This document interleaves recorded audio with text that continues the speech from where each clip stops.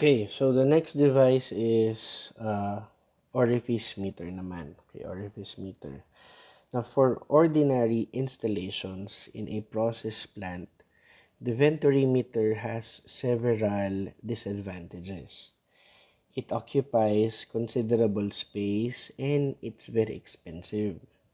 Also, the throat diameter is fixed so that if the flow rate range is changed considerably, inaccurate pressure differences may result, no?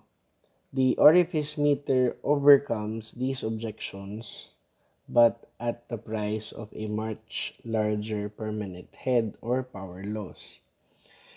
Now, a typical sharp edge orifice is similar to this one. So, parang ano lang siya guys, no? Parang meron lang siyang butas. It's a flange. Okay? It's similar to meron kang timba, tas butasan mo yung gumawa ka ng butas na kasing laki ng piso. That is the orifice. Yung butas. Orifice hole, orifice diameter. Okay, that's the orifice. Now, a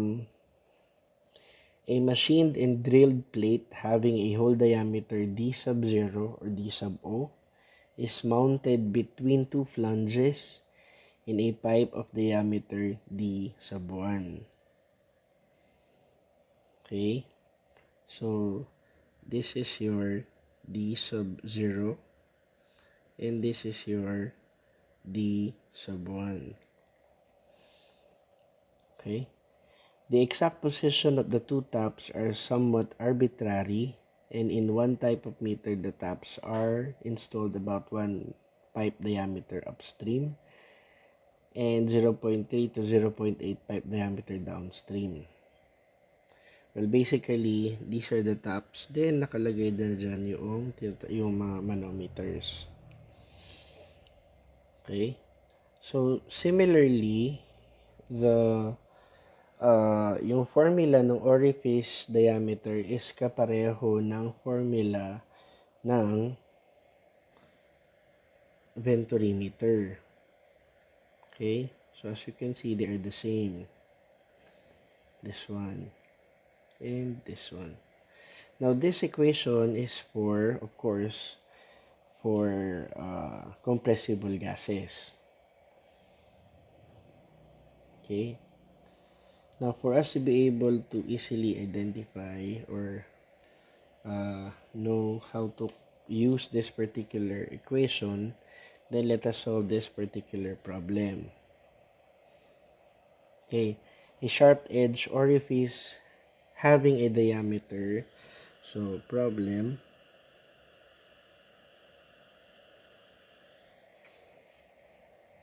So, meron kang diameter. So, this is your D sub O. Kasi diameter siya ng orifice. So, 0.0566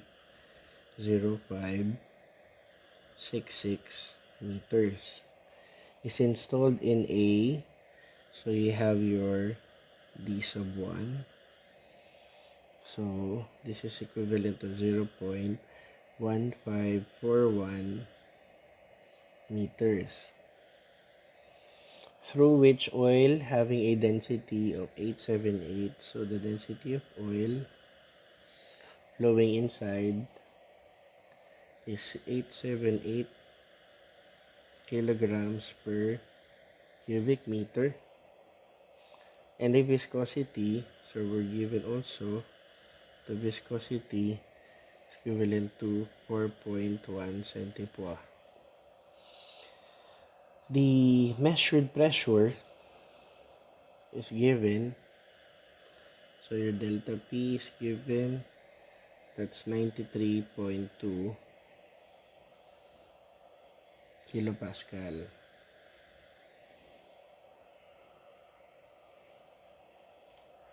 Okay, given na siya na 93.2 kilopascal. And we're being asked to calculate for the flow rate in cubic meter per second, assuming that C sub O is equivalent to 0.61. Okay, magkakamali guys ha. C sub O, madalas ang value ng C sub O ay 0.61. Ang C sub V is around 0.98. Ang C sub P, which is pitot tube, 0.98 to 1. Okay? So, required we're being asked to calculate for the volumetric flow rate.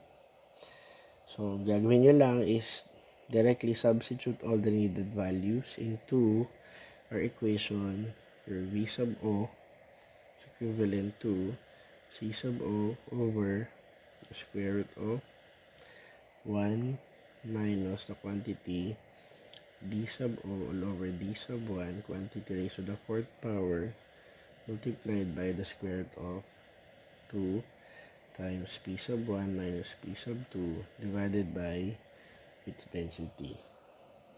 Direct substitution lang yan.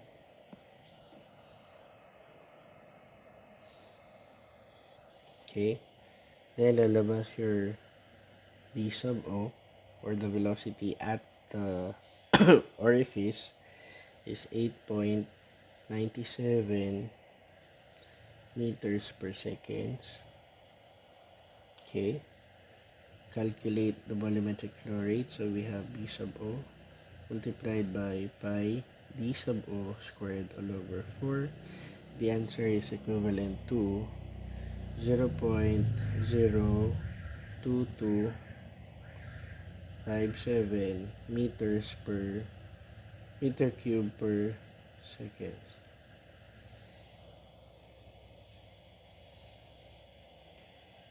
Okay.